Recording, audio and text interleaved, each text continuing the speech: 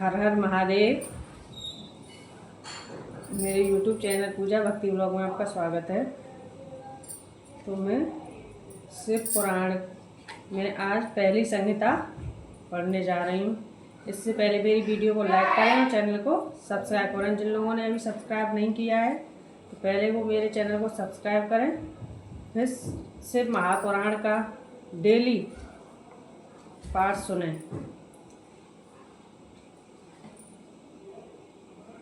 शिव महापुराण। नमः श्री गणेशाय नमः। श्री शिव महापुराण विघ्नेश्वर संहिता। प्रयाग में सूत जी से मुनियों का तुरंत पाप नाश करने वाले साधन के विषय में प्रश्न। जो आदि और अनंत तथा मध्य में भी नित्य मंगलमय है, जिनकी समानता अथवा तुलना कहीं भी नहीं है, जो आत्मा के स्वरूप को प्रकाशित करने वाले देवता परमात्मा हैं, जिनके 5 मुख हैं और जो खेल ही खेल में अनायास जगत की रचना, पालन और संहार तथा अनुग्रह एवं तिरोभाव रूप 5 प्रबल कर्म करते रहते हैं। उन सर्वश्रेष्ठ अजर अमर ईश्वर अंबिकापति भगवान शंकर का मैं मन ही मन चिंतन करता हूँ। व्यास जी कहते हैं, जो धर्म का महान क्षेत्र है और जहाँ गंगा यमुना का संगम हुआ है, उस परम पुण्यमय प्रयाग में जो ब्रह्मलोक का मार्ग है, सत्य व्रत में तत्पर रहने वाले महातेजस्वी महाभाग महात्मा मुनियों ने एक विशाल महाज्ञान का आयोजन किया। उस ज्ञान यज्ञ का समाचार सुनकर पौराणिक किशोर मणि व्यास शिष्य महामुनि सूत जी वहां मुनियों का दर्शन करने के लिए आए। सूत जी को आते देख वे सब मुनि उस समय हर्ष से खिल उठे और अत्यंत प्रसन्न चित्त से उन्होंने उनका विधिवत स्वागत सत्कार किया। तत्पश्चात उन प्रसन्न महात्माओं ने उनकी विधिवत स्तुति करके विनय पूर्वक हाथ जोड़कर उनसे इस व्रत प्रकार कहा। सर्वज्ञ विद्वान रोमहर्षण जी, आपका भाग्य बड़ा ही भारी है। इसी से आपने व्यास जी के मुख से अपनी प्रसन्नता के लिए ही संपूर्ण पुराण विद्या प्राप्त की, इसलिए आप आश्चर्य स्वरूप कथाओं के भंडार हैं। ठीक उसी तरह जैसे रत्नाकर समुद्र बड़े बड़े सारभूत रत्नों का आगार हैं, तीनों लोकों में भूत वर्तमान और भविष्य तथा और भी जो कोई वस्तु है वह आपसे अज्ञात नहीं है। आप हमारे सौभाग्य से इस ज्ञान का दर्शन करने के लिए यहाँ पधार गए हैं और इसी ब्याज से हमारा कुछ कल्याण करने वाले हैं, क्योंकि आपका आगमन निरर्थक नहीं हो सकता। हमने पहले भी आपसे शुभ तत्व का पूरा वर्णन सुना है, किंतु उससे तृप्ति नहीं होती, उसमें उसे सुनने की बारंबार इच्छा होती है। उत्तम बुद्धि वाले सूत जी, इस समय हमें एक ही बात सुननी है। यदि आपका अनुग्रह हो तो गोपनीय होने पर भी आप उस विषय का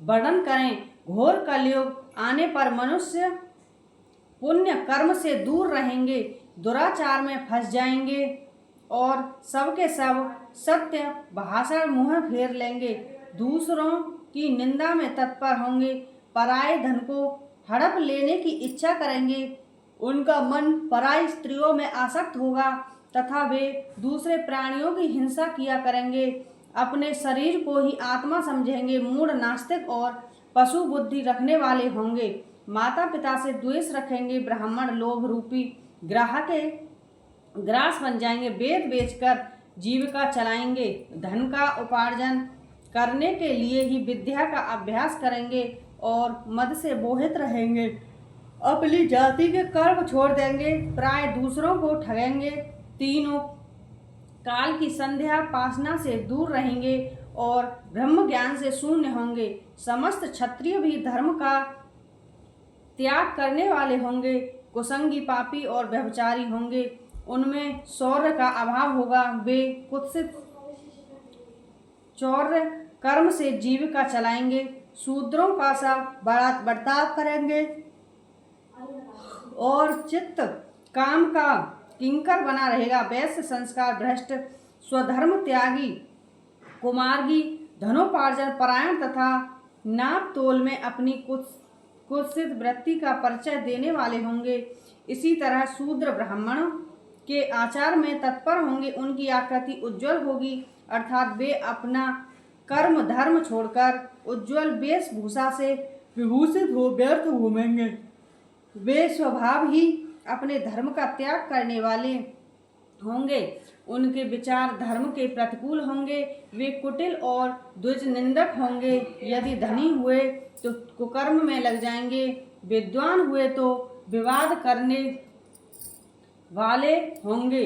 अपने को कुलीन मानकर चारों वर्णों के साथ वैवाहिक संबंध स्थापित करेंगे। समस्त वर्णों को अपने संपर्क से भ्रष्ट करेंगे। वे लोग अपनी अधिकार से सीमा से बाहर जाकर द्विजित सत्कर्मों का अनुष्ठान करने वाले होंगे। कलयुग की स्त्रियां प्राय सदाचार से भ्रष्ट और पति का अपमान करने वाली होंगी। सास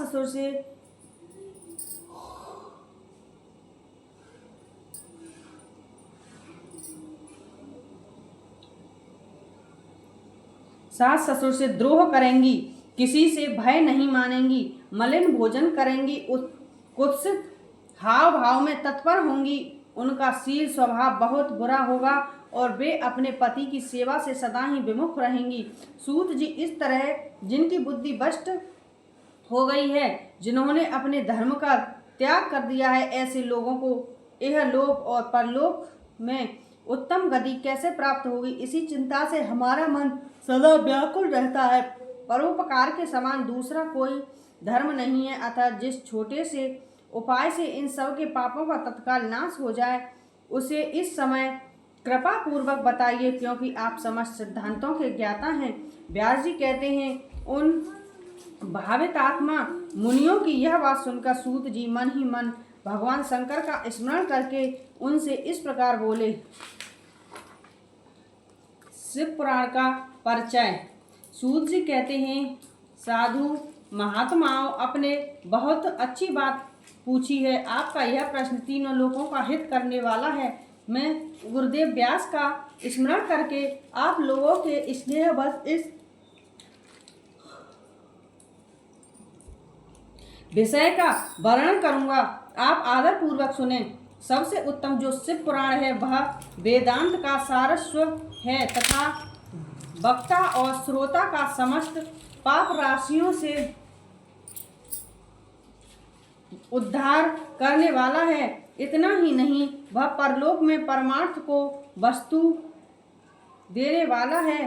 कलयुग की कालम राशि का विनाश करने वाला है। उसमें भगवान शिव के उत्तम यश का वर्णन है।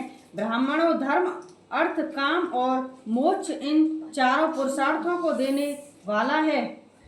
सदा ही अपने प्रभाव की दृष्टि से वृद्धि या विस्तार को प्राप्त हो रहा है। विप्रो, उस सर्वोत्तम शिव पुराण के अध्ययन मात्र से वे कलयुग के पाप सक्त जीव श्रेष्ठम गति को प्राप्त हो जाएंगे। कलयुग के महान उत्पात अभी तक जगत में निर्भय होकर विचरेंगे, जब तक यहाँ शिव पुराण का उदय नहीं होगा।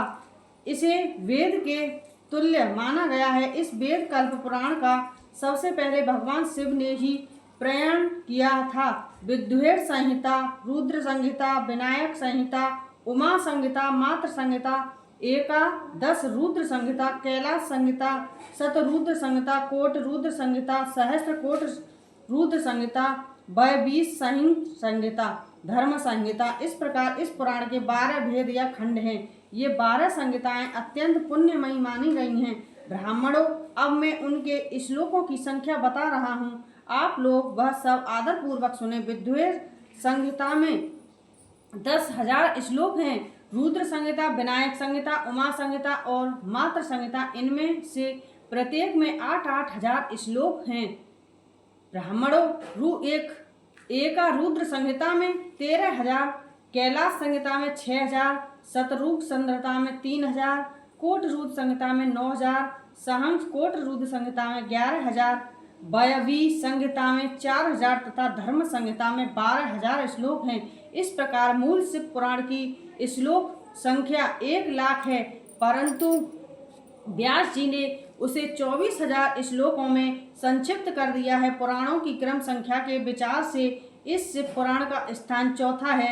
इसमें 7 संहिताएं हैं। पूर्व काल में भगवान शिव ने श्लोक संख्या की दृष्टि से 100 करोड़ श्लोकों का एक ही पुराण ग्रंथ ग्रथित किया था।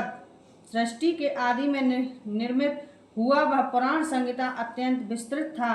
फिर द्वापर आदि युगों में द्वैपायन, व्यास आदि महर्षियों ने जब पुराण का 18 भागों में विभाजन कर दिया, उस समय संपूर्ण पुराणों का संक्षिप्त स्वरूप केवल 4 लाख श्लोकों का रह गया। उस समय उन्होंने शिव पुराण का 24,000 श्लोकों में प्रतिपादन किया। यह इसके श्लोकों की संख्या है। यह वेद तुल्य पुराण 7 संहिताओं में बांटा हुआ है। इसकी पहली संहिता का नाम विद्वेष संहिता है, दूसरी रुद्र संहिता समझनी चाहिए, तीसरी का नाम शतरुद्र संहिता, चौथी कोट रुद्र संहिता, पांचवी का उमा संहिता, छठी का कैलाश संहिता और सातवीं का नाम वायवी संहिता है। इस प्रकार के ये 7 संहिताएं मानी गई हैं।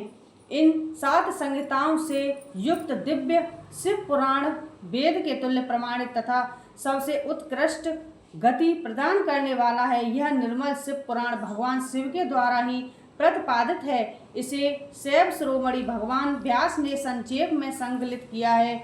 यह समस्त जीव समुदाय के लिए उपकारक, त्रिविध तापों का नाश करने वाला, तुलना रहित एवं सत्पुरुषों को कल्याण प्रदान करने वाला है। इसमें वेदांत विज्ञानमय प्रधान तथा निष्कपट निष्काम धर्म का प्रतिपादन किया गया है। यह पुराण ईश्वर रहित अंतःकरण वाले विद्वानों के लिए जानने की वस्तु है। इसमें श्रेष्ठ मंत्र समूहों का संकलन है तथा धर्म, अर्थ और काम इस त्रिवर्ग की प्राप्ति के साधन का भी वर्णन है। यह उत्तम शिव पुराण समस्त पुराणों में श्रेष्ठ है। वेद वेदांत में वेद्य रूप से विलसित परम वस्तु परमात्मा का इसमें गान किया गया है। जो बड़े आदर से इसे पढ़ता है और सुनता है, वह भगवान शिव का प्रिय होकर परम गति को प्राप्त कर लेता है। बोलिए शंकर भगवान की जय। बोलिए माँ पार्वती मैया की जय। तो शिव पुराण का यहाँ तक ये परिचय है। अब आगे का शिव पुराण हम कल पढ़ेंगे। अभी तक के लिए हर हर महादेव।